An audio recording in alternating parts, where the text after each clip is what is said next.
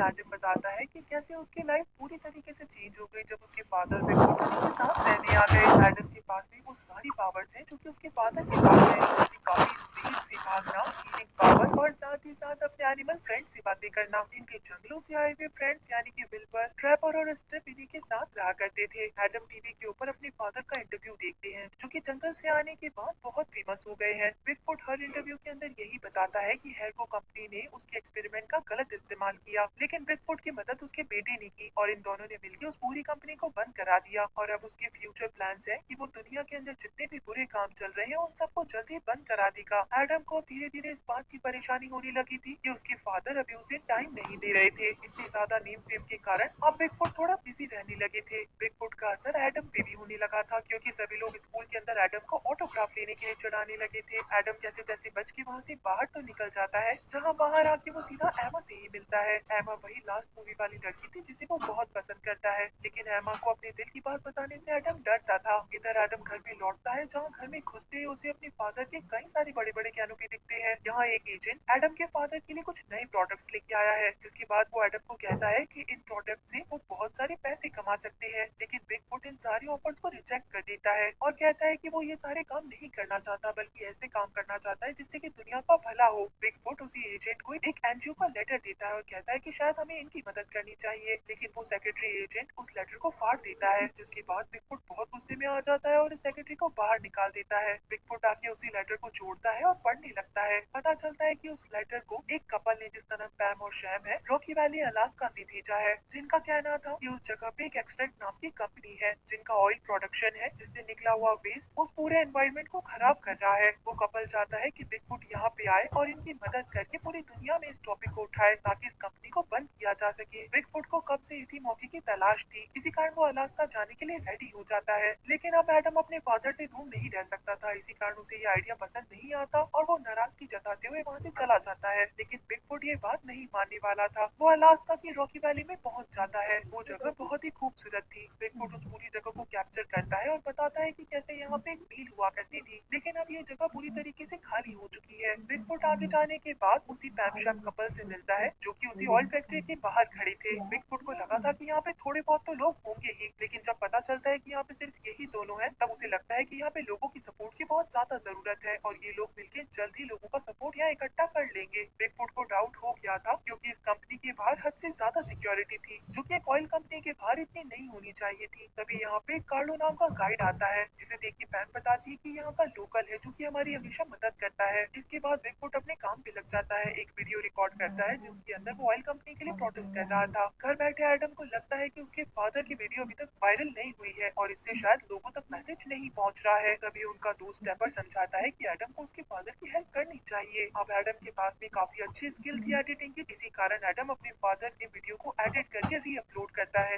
देखते ही देखते बिगफुट का ये वीडियो वायरल हो जाता है और अब यहाँ पे कई सारे लोग बिगफुट की हेल्प करने के लिए आ गए थे। न्यूज चैनल्स भी पहुंच गए थे जो कि इस टॉपिक को कवर कर रहे थे और अब इस प्रोटेस्ट के बाद में इस ऑयल कंपनी एक्सट्रैक्ट का सीईओ भी न्यूज चैनल पे मैंड्रिक अपना रिस्पॉन्स देता है। मैंड्रिक बताता है कि ये सारी चीजें बस एक गलत फहमी है, उनके ऑयल निकालने का प्रोसेस बहुत ही इको फ्रेंडली है, जिससे कि एनवायरमेंट को कुछ नुकसान नहीं पहुंच रहा है। लेकिन बिगफुट को डाउट होता है कि अगर इनका तरीका इतना सही है तो आखिर ये इस चीज को इतना छुपा क्यों रहे हैं। बिगफुट आर्लो को कहता है कि उसे इस बात का पता लगाने के लिए ब्रिज की दूसरी तरफ जाना होगा और वहाँ जाते ही हमें कुछ न कुछ तो जरूर पता चलेगा। रात को बिगफुट सारे कैमरे से बचते हुए फेंस के अंदर पहुंच जाता है और ब्रिज के नीचे लटकता हुआ दूसरी तरफ पहुंच जाता है और जाते ही उसे एक ग्लास सुनाई देता है। जाके देखने पे उसे पता चलता है कि ये जगह तो पूरी तरीके से बर्बाद हो गई है। मैंड्रिक के इस कारनामे को बिगफुट रिकॉर्ड कर लेता है, लेकिन इतनी ही देर में कोई आता है और बिगफुट के ऊपर अटैक कर देता है। यहाँ एडम और उसकी फैमिली को पता चलता है कि बिगफुट एकदम से गायब हो गया है और ऑयल कंपनी और वहाँ के लोकल लोगों से पता चलता है कि वहाँ के जानवर ने शायद बिगफुट को मार दिया है। बिगफुट की फैमिली को तो अच्छे से पता था कि बिगफुट जानवरों से बात कर सकता है, तो आगे किसी जानवर ने तो बिगफुट पे अटैक नहीं किया होगा। ये फैमिली बिल्बर और टैपर के साथ में बिगफुट को ढूंढने निकल जाती है। एक लंबा रास्ता तय करने के बाद अलास्का पहुंचते ही रॉकी वैली माइन पे पहुंचते हैं,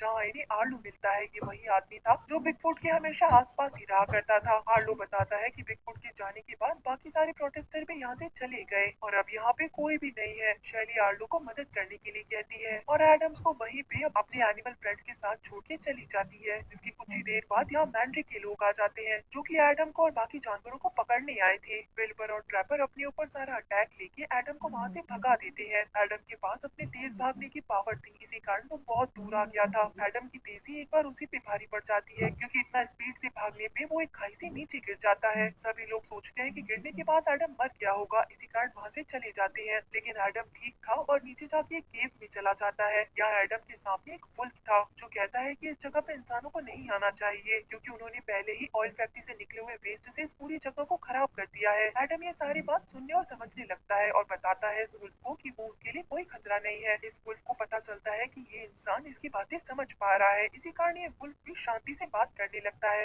एडम बताता है कि वो यहाँ पे अपने फादर को ढूंढने आया है, जो इस ऑयल फैक्ट्री के लिए प्रोटेस्ट कर रहे थे और उसे बंद कराना चाहते थे। तब ये वुल्फ कहता है कि मैंने अभी तक ऐसे तो किसी इंसान को नहीं देखा है, लेकिन ये वुल्फ एडम को एक ऐसी जगह पे लेके जा सकता है जहाँ से एडम अपने फादर को ढूंढना शुरू कर सकता है। वो एडम को एक बहुत ऊंची पहाड़ी पे ले जाता है, जहाँ से एडम देखता है कि मैंड्रिक ने पूरी जमीन और पहाड़ियों को काट के उसके नीचे कई बार ब्लास्ट किया है, जिससे कि वहाँ से ऑयल निकलता है और वहाँ पे रहने वाले सारे जानवरों को अपना घर छोड़ना पड़ता है। एडम उसी टाइम इस पूरी चीज को रिकॉर्ड कर लेता है। एडम के सामने वही फैक्ट्री थी, जिसके बाद उसे समझ आता है कि उसके फादर को पकड़ के वही लेकर गए होंगे। एडम वुल्फ से मदद मांगता है, लेकिन वुल्फ कहता है कि इसके आगे मैं नहीं जा सकता। ये कह के वुल्फ वहाँ से निकल जाता है। एडम बिना डरे अकेला ही आगे बढ़ता है और सीधा फैक्ट्री के अंदर पहुँच जाता है। वहाँ पहुँच के उसे वर्कर्स की ड्रेसेस मिल जाती है, जिसे पहन के बिना किसी को पता लगाए कि वो कौन है अंदर पहुँच जाता है, जहाँ उसे मैंड्रिक दिखता है और उसका पीछा करते हुए वो कंट्रोल रूम में पहुँच जाता है। इनकी बातों से एडम को पता चलता है कि ये मिलके एक बहुत ही बड़ा ब्लास्ट करने वाले हैं, जिससे इतना ज्यादा ऑयल निकलेगा कि वो पूरी की पूरी वैली को भर देगा। लेकिन ऑपरेटर मैंड्रिक को फोन करता है, तब मैंड्रिक कहता है कि बिगफुट के जाने के बाद इस वैली के ऊपर किसी का ध्यान नहीं है और हमें इसे करने से कोई नहीं रोक सकता। एडम बड़ी ही चालाकी से सब कुछ रिकॉर्ड कर लेता है और उसी टाइम गलती से एडम के फोन पे एक नोटिफिकेशन आता है। जाते हुए एडम को मैंड्रिक देख लेता है। यहाँ एडम को मैंड्रिक पकड़ता उससे पहले तो एडम फैक्ट्री से बाहर निकल जाता है और वापस से अपनी वैन की तरफ जाता है, लेकिन उससे पहले ही उसे आर्लो मिलता है और कहता है कि तुम्हारी मॉम ने मुझे तुम्हें यहाँ ढूंढने के लिए भेजा है।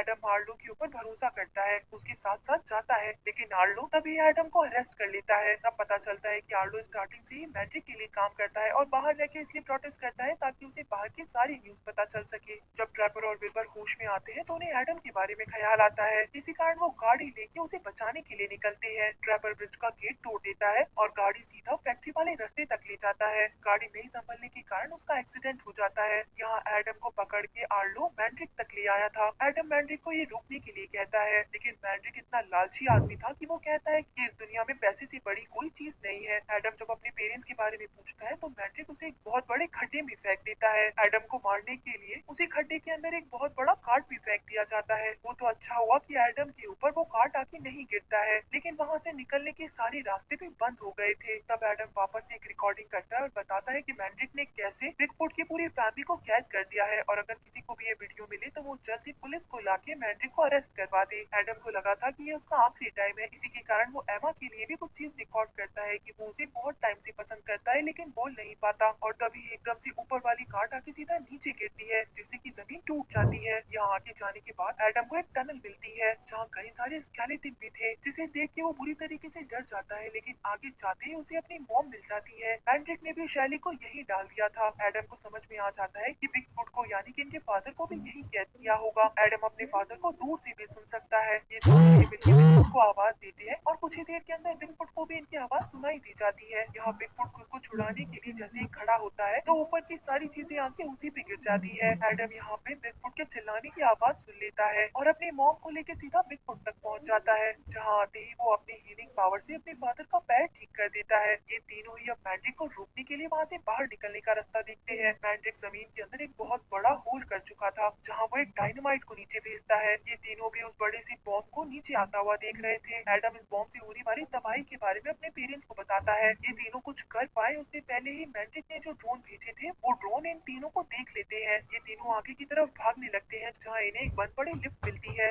लेकिन ड्रोन बड़ी ही स्मार्टली उस पूरी रस्सी को काट देता है, जिसके कारण लिफ्ट काफी स्पीड से नीचे गिरने लगती है। बिगफुट उसे रोकने की बहुत कोशिश करता है, जहाँ पे वो लिफ्ट रुकती तो है लेकिन आगे जाके थोड़ी ही दूर पे नीचे गिर जाती है। उस ओपन एरिया के बाद इन्हें एक ओपन रेल कार कार्ड मिलता है जिसके ऊपर ये तीनों आके आगे बढ़ने लगते हैं, लेकिन यहाँ भी इनका सामना ड्रोन से होता है। इस ड्रोन की वजह से एडम ऑलमोस्ट गिरने ही वाला था, जिसे बचाते हुए शेली और एडम दोनों ही एक दूसरे कार्ड पे पहुंच जाते हैं। जिसके बाद आर्लो भी अपने सारे ड्रोन को इनके पीछे लगा देता है। बिगफुट के पास भी बहुत सारे टैलेंट्स थे, इसी के कारण वो एक एक ड्रोन के ऊपर उड़ते हुए बैठ के उन सभी ड्रोन्स को डिस्ट्रॉय कर देता है और आखिर में अपनी फैमिली के पास आ जाता है। मैंड्रिक की सारी चीजें देख रहा था और गुस्से में आके उस बॉम्ब के टाइम को कम कर देता है। सारे वर्कर्स वहाँ से भागने लगते हैं। एडम अपनी फैमिली के साथ माइन से बाहर आ चुका था, जहाँ उसके फोन के नेटवर्क वापस आते ही वो सारे वीडियोस को अपलोड कर देता है, जहाँ शैली की नजर आगे टूटे हुए ट्रैक पे पड़ती है। ये सभी कार्ड को रोकने की बहुत कोशिश करते हैं, लेकिन बिगफुट को समझ आ जाता है कि इन्हें यहाँ से कूदना ही पड़ेगा। इसी के कारण ये तीनों ही नदी में कूदते हैं। एडम अपने फोन को काफी हाइट में उछालता है ताकि ऊपर जाते जाते वो फोन बस वीडियो अपलोड कर दे। तभी फोन पानी में गिरता है। स्पीकर से इन तीनों को पता चलता है कि ब्लास्ट में बहुत कम टाइम बचा है। बिगफुट एडम को वहाँ से जाने के लिए कहता है और खुद भी शैली को अपने साथ लेके जाने लगता है।